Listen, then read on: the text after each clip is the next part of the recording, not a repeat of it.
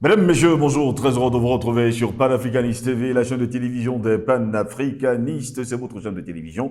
Pour l'heure, nous sommes sur les plateformes numériques, YouTube, Instagram, et sans oublier TikTok, et bien sûr Facebook. Vous n'avez qu'à liker nos pages, et vous aurez des notifications, et sans oublier que vous n'avez qu'à partager au plus grand nombre pour que la chaîne de télévision soit connue de par le monde. Comme à notre habitude, nous allons nous interroger encore ce matin. Niger, Barkhane et l'ambassadeur priés de partir, Bazoum en chute libre, nous nous interrogeons encore aujourd'hui. Depuis le 18 septembre dernier, ils sont des centaines de milliers de Nigériens qui sont descendus dans les rues de Niamey pour réclamer le départ de Barkhane, de l'ambassadeur de France en poste à Niamey. Ces derniers, comme partout sur le continent, ne comprennent toujours pas les agissements de la jeune française et de son armée d'occupation. Bazoum, l'arbin de Macron, entend-il la rue gronder ou compte-t-il sur le soutien de la jeune française qu'il utilise comme un bouclier pour imposer sa présence sur le sol nigérien?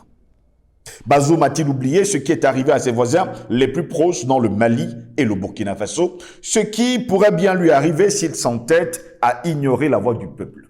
Ne dit-on pas que la voix du peuple est la voix de Dieu? Le peuple nigérien crie, gronde et la colère monte. Ce peuple réclame que le diplomate de la jeune française en poste à Niamey quitte leur terre en emportant avec lui la bande armée d'occupation Barkhane et de leurs frères. Mais Macron, adoubé et entretenu par les 13 familles, n'entend pas cela de cette oreille. Après avoir quitté le Mali, il ne veut pas voir ses soldats quitter le Sahel. Oui, car il est bien question du Sahel et non des populations qui y vivent. Le Sahel est riche et Macron le sait très bien.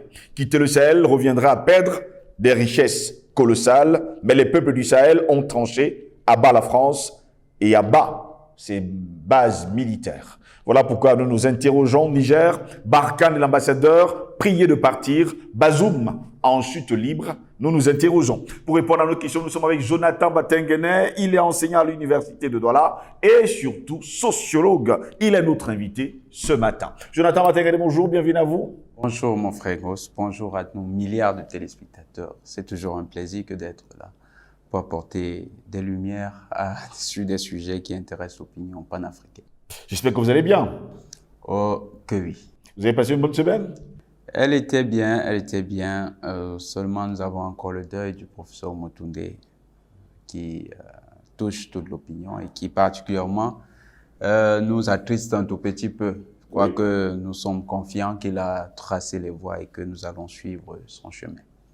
Très heureux de vous avoir, Jonathan Batengene. Actuellement, du côté du Niger, c'est justement les rues qui grondent. Les populations sont en colère et actuellement, tous les Nigériens demandent le départ de Barkhane et de l'ambassadeur de France en poste à Niamey.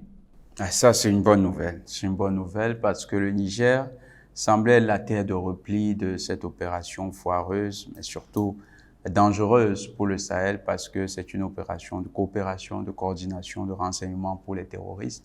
C'est une opération de formation au terrorisme parce que vous allez remarquer que les foyers de développement du terrorisme sont exactement les zones de déploiement de l'opération Barkhane. Quand vous regardez le Nord Mali, comment est-ce que le terrorisme, la fabrique du terrorisme s'est réalisée dans le Nord Mali, ça faisait craindre pour le Niger.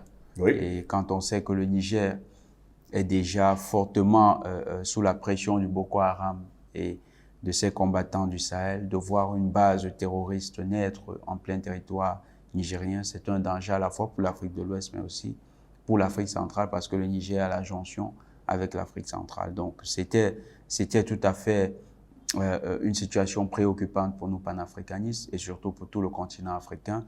Maintenant que le peuple nigérien a pris ses responsabilités, que le peuple nigérien n'a pas peur de s'exprimer. D'ailleurs, nous saluons ce jeune frère, ce frère qui a pris la parole devant à l'amphithéâtre de l'université à Niamey, oui, et qui a bravement montré à M. Sylvain Ité que la France est en coopération avec les terroristes et que la France ne participe pas à aider les pays du Sahel à lutter contre les terroristes.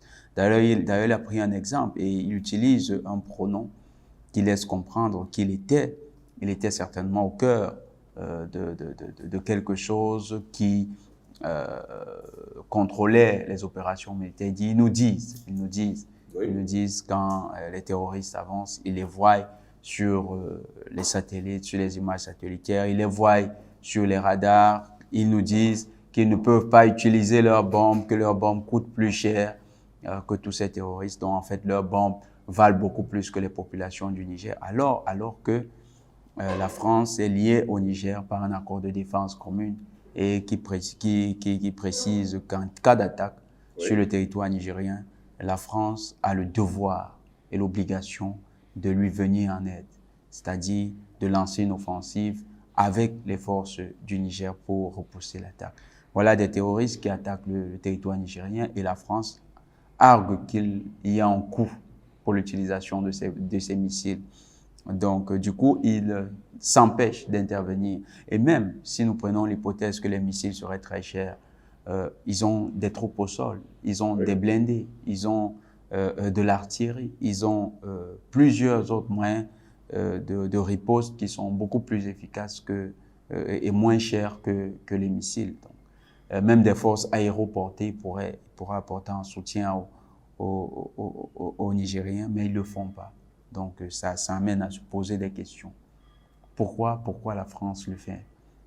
Et les Maliens avaient déjà répondu à cette question. C'est parce que la France est liée à ces terroristes. C'est parce que la France fabrique ces terroristes. C'est parce que la France facilite l'action de ces terroristes, coordonne, renseigne ces terroristes. Donc, leur action a été démasquée au Niger et les Nigériens, bravo à l'université de Niamey, l'ont bien montré à M. Sylvain Ité. Sylvain Ité, on se rappelle d'ailleurs de ce qui s'est passé justement du côté de l'amphithéâtre, de l'université. Sylvain Ité qui est debout et justement un Africain qui se lève pour lui dire clairement, vous n'êtes pas sur le continent africain pour lutter contre les terroristes. Nous sommes au courant de toutes vos bases besognes. Pourquoi est-ce que la France, sachant cela et sachant que les Africains sont au courant de ces bases manœuvres, ne quitte pas finalement le sol africain? Finalement, c'est quoi? C'est comme si nous demandions à quelqu'un qui vous vole d'arrêter de nous voler si on ne prend pas des mesures nous-mêmes. Non, la France ne partira pas si les peuples ne continuent pas avec leur action. L'action populaire est l'action la plus forte. Il faut que les peuples africains continuent de manifester leur mécontentement, continuent disons comme ça, de manière triviale, de chasser les forces d'occupation françaises. C'est notre mission de les chasser hors du continent. Et tant que les peuples africains, partout où les peuples africains vont les regarder, ils ne vont pas partir. Il faut une action forte du peuple. Il faut que le peuple sorte massivement, que le peuple les harcèle, que le peuple leur montre qu'ils sont les malvenus sur le territoire, que le peuple continue d'exprimer son mécontentement et que des frères comme celui du Niger se multiplient au Niger, que leur colère monte, que leur colère gronde, que leur colère amène la France à plier bagage, comme ça s'est passé au Mali. Il n'y a pas de miracle. Lorsque le peuple est vraiment décidé, vous pouvez chasser les forces d'occupation françaises. Et il faut que les Africains intègrent cela ainsi. Les forces françaises sont des forces d'occupation. Elles ne sont pas dans une mission de coopération, parce que la coopération veut dire que vous opérez avec quelqu'un, parce qu'il y a le mot co, c'est-à-dire ensemble. Alors, lorsque vous n'êtes pas dans une opération ensemble, lorsque quelqu'un est capable de vous dire mon matériel coûte excessivement cher pour que je t'apporte de l'aide, ce n'est plus une coopération, on est dans une occupation. C'est une occupation, ce n'est pas de l'aide. Surtout que ils font payer les crédits, les sommes qu'ils dépensent. Dans une coopération, on ne fait pas payer à son partenaire. Mais là, on assume chacun la partie des dépenses qui nous incombent dans la coopération. Oui. Mais là, vous avez une opération militaire qui est financée par le Trésor français, mais qui sera imputée au Niger et qui va avoir des coûts pour les Nigériens. C'est-à-dire, les Nigériens, en fait, financent l'armée française pour sa présence sur le territoire nigérien. Et cette armée refuse malgré cela, c'est-à-dire malgré le fait que le Niger va lui rembourser de l'argent dépensé pour les missions qu'elle réalise, il refuse d'utiliser du bon matériel pour éliminer les terroristes. Ce n'est pas une coopération, c'est une spoliation parce que ce mécanisme permet essentiellement de capter les richesses du Niger, Ça permet également de maintenir le dispositif de dissuasion, parce qu'on sait que ces militaires vont faire de la dissuasion sur le président du Niger en lui disant « si jamais vous venez à nous chasser, comme ils ont voulu le faire au Mali, eh bien nous allons lâcher les terroristes, nous allons créer une insécurité, mais ils vont le dire de manière diplomatique en disant « si nous partons, il y aura de l'insécurité ». À lui, ils lui diront très clairement « nous allons lâcher les terroristes, nous allons lâcher l'insécurité ». D'ailleurs, ils connaissent tous les points chauds du Niger et ils savent comment faire pour activer des points de tension. Donc, ils vont lui dire, nous sommes prêts à le faire si nous partons. C'est ça la mission. Finalement, les terroristes sont un moyen de pression de la France? Tout à fait, c'est un moyen. Ça fait partie de la continuité diplomatique de l'action française.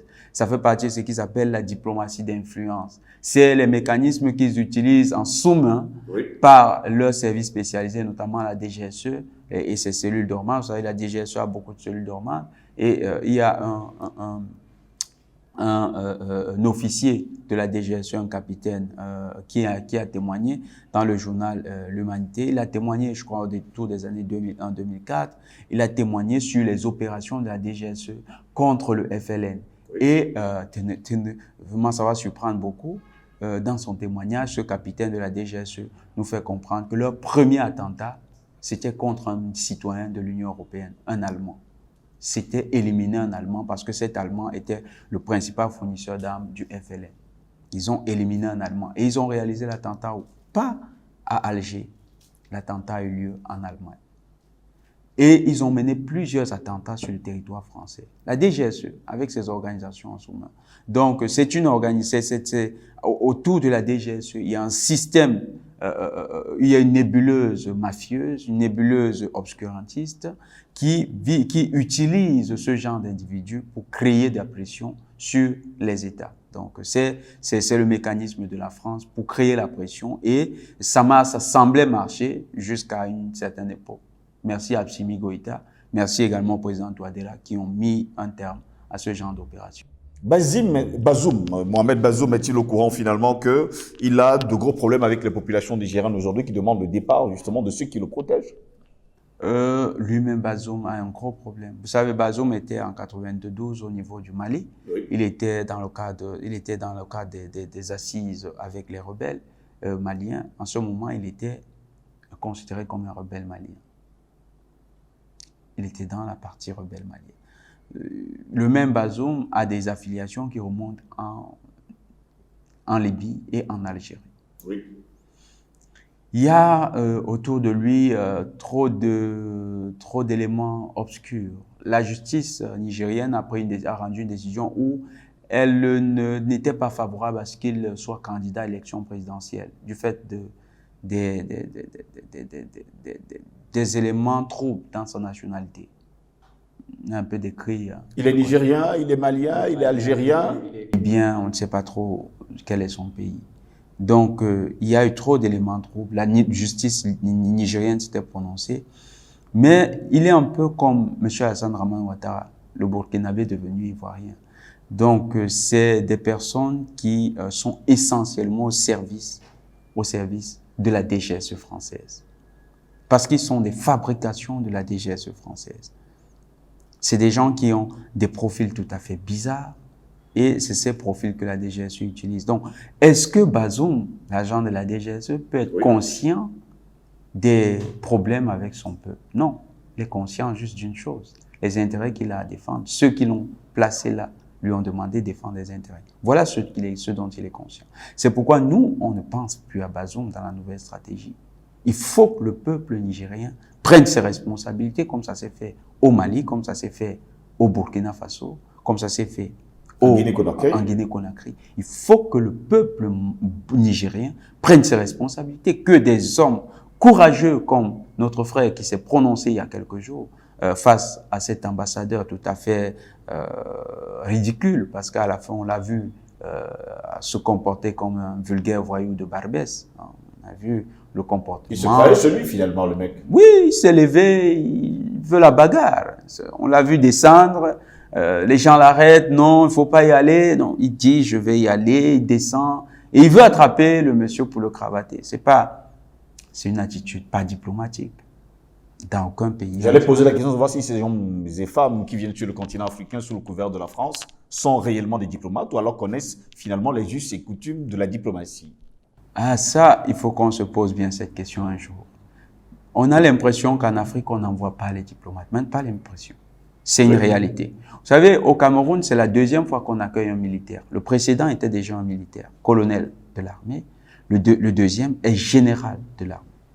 Tels individus n'ont pas de profil diplomatique. Ils ne sont pas outillés avec des éléments de la diplomatie classique. C'est des individus qui viennent quand même avec un background. Et dans leur background, il y a qu'ils sont d'abord des hommes d'armes. Et au niveau du Niger, il faut bien qu'on s'intéresse au profil de l'homme. Peut-être que c'est un Barbouz de la DGSE qui a été nommé ambassadeur. Et donc, il a les réflexes de tous les Barbouz. C'est la violence physique lorsqu'on n'est pas capable d'argumenter. Face à la persuasion de la vérité, face à la lame de la vérité, oui. Il n'avait plus que les coups de poing. C'était tout à fait ridicule, mais c'est aussi ça l'image de la France aujourd'hui. Un pays qui ne propose plus dans ses relations. Qui n'argumente plus ou alors qui n'a plus d'argumentaire? N'a plus d'argumentaire. Le narratif est vide. Il y a une répétition de soi qui fait qu'il y a une perte de crédibilité. Il y a même une perte de confiance en soi. Et quand on perd confiance en soi, ce qui nous reste, c'est parfois les raccourcis comme la violence physique, comme l'invective. Et c'est effectivement le narratif que tient aujourd'hui la France. Et comme le Premier ministre malien le disait, la junte française. C'est ce que tient la junte française comme narratif sur l'Afrique. Pour revenir à l'élément, Bazoum n'est pas au service des Nigériens. Il est essentiellement au service de la défense des intérêts de la junte française. Oui. Voilà ce qu'il entend véritablement. Et le peuple doit comprendre qu'il y a une césure entre lui et son dirigeant. Et ce peuple doit donc prendre ses responsabilités comme ça s'est fait dans les autres pays que nous avons cités. Est-ce qu'on va y arriver finalement avec ce genre, on va le dire ainsi, d'ambassadeurs qui viennent sur le sol africain donner des ordres? On va s'y faire. On y est habitué. Celui qui était au Mali, c'était carrément un agent de la DGSE qui a organisé une plateforme de renseignement, mais aussi une plateforme de déstabilisation sur Bamako. Les autorités ont démantelé le réseau. C'était oui. Avec plusieurs agents, dont le représentant de la CEDEAO. On les a expulsés du territoire du Mali. Donc, on est capable de gérer ce genre de situation. Il faut simplement être courageux et prendre les bonnes décisions au bon moment. Les ambassadeurs qui ne répondent pas au profil et qui ne répondent pas aux critères diplomatiques que les États hôtes fixes seront simplement priés de quitter le territoire et d'aller, de retourner sur Paris. C'est la décision la plus sage vis-à-vis de ce genre de diplomates. Parce que nous ne pouvons pas accueillir sur nos territoires oui. Des individus dont la mission, c'est la déstabilisation de nos pays. Aucun pays au monde ne peut le faire. Le Cameroun ne peut pas envoyer en France un individu qui va orchestrer la déstabilisation de la France. Ce serait tout à fait inamical, ce serait considéré comme l'ouverture d'hostilité et il y aurait une réponse proportionnelle à ce que nous avons posé comme impair. Dans le cadre de la coopération avec la France, il faut effectivement que nous soyons capables d'agir de la sorte. Nous expulsons l'ambassadeur, mais en réponse, nous leur disons, si ça continue, nous également, on se prévaudra le droit d'utiliser aussi des personnes dans votre pays pour le principe de réciprocité? Tout à fait. Il faut agir dans la réciprocité. Vous savez, l'Occident se répand aujourd'hui en toute impunité dans des comportements inamicaux, mais on va dire pas des comportements de délinquance internationale. L'Occident se prévaut le privilège d'avoir le monopole de la violence dans le monde. Ils commettent les attentats et il n'y a pas de réponse. Il faudrait que ce régime d'impunité cesse, que l'Occident soit mis face à ses responsabilités. Les attentats commis sur les territoires étrangers méritent des réponses proportionnelles contre les intérêts de l'Occident. Ça doit être le principe utilisé par les États. L'Occident n'est plus l'hégémonie principale de ce monde. L'Occident a perdu sa position hégémonique et l'Occident doit être assujetti aux règles de réciprocité qui régissent les relations internationales. Aujourd'hui, c'est les Nigériens depuis le 18 septembre dernier qui réclament à corps et à cri le départ de Sylvain Ité, ambassadeur de France à un poste à Niamey, et surtout le départ de Barkhane qui avait replié après avoir été chassé du Mali. Voilà de très bonnes initiatives. Le peuple nigérien doit rester mobilisé et la pression ne doit pas s'arrêter sur Sylvain Ité. Il faut toucher tout le dispositif. Il y a Sylvain Ité, il y a M. Bazoum. Bazoum, c'est un agent DGSE à la tête du Niger. Donc, quand on veut déployer un dispositif pour chasser, pour expulser ces forces hostiles, il faut que le dispositif en entier soit concerné. Donc, à la fois, ça doit être tourné contre les forces d'occupation françaises et à la fois par le sous-préfet de la France au Niger. Ça doit être une action générale des forces vives du Niger. Nous les encourageons, peuple nigérien, à prendre ses responsabilités, à continuer les mouvements et à surtout mettre la pression sur le représentant de la France-Afrique sur son territoire. Si jamais les militaires, la police ne font pas des sorties pour, comme on a vu le cas du côté du Tchad, est-ce qu'on peut compter finalement sur Bazoum pour reconnaître que les populations ont le droit de marcher? Il y a une différence avec le Tchad. Au Tchad, vous avez un agent du State Department qui organise des manifestations. Au Niger, c'est différent. Là, vous avez des populations qui sont tout à fait légitimes dans leur droit de manifestation et qui doivent porter leur action. Là, elles peuvent continuer leur action parce que le mouvement au Niger est beaucoup plus ancré dans les dynamiques panafricaines que celui qu'on avait au Tchad. Donc, on peut soutenir cela. Effectivement, le risque de répression comme au Tchad est élevé. Seulement, il faut regarder aussi les choses.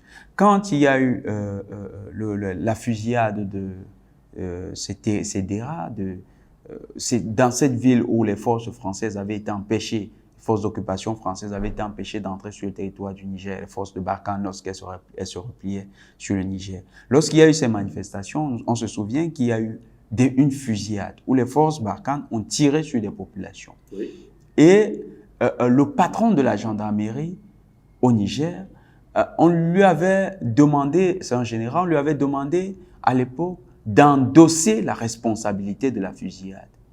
Et dans sa réponse, il avait été très clair, il avait dit « Je n'ai jamais donné d'ordre à la gendarmerie nationale de tirer sur les populations oui. Et je n'ai même pas autorisé les gendarmes à aller sur le terrain. » Alors, il ne restait plus qu'une seule force qui avait les armes et qui avait la capacité de réagir, c'était Barkhane. C'est comme ça qu'on a su et qu'on a confirmé que c'était effectivement Barkhane parce que la gendarmerie nigérienne n'est pas intervenue. Mais ce patron de gendarmerie, il a fait l'objet d'une purge au niveau des...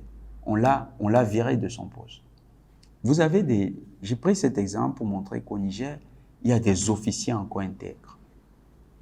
Comme ça s'est fait au Mali, comme ça s'est fait au Burkina. Pourquoi ces officiers intègres ne prendraient pas aussi leurs responsabilités?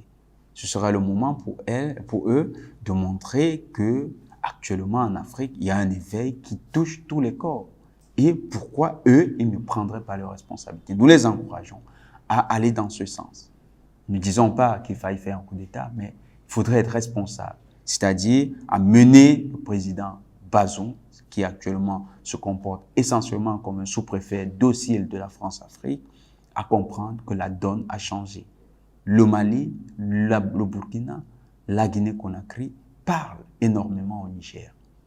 Et on espère seulement que du côté du Niger, les autorités ont bien compris. Merci à vous, Jonathan Bakena, d'avoir été notre ce matin. Merci, effectivement, mon frère Ngoz.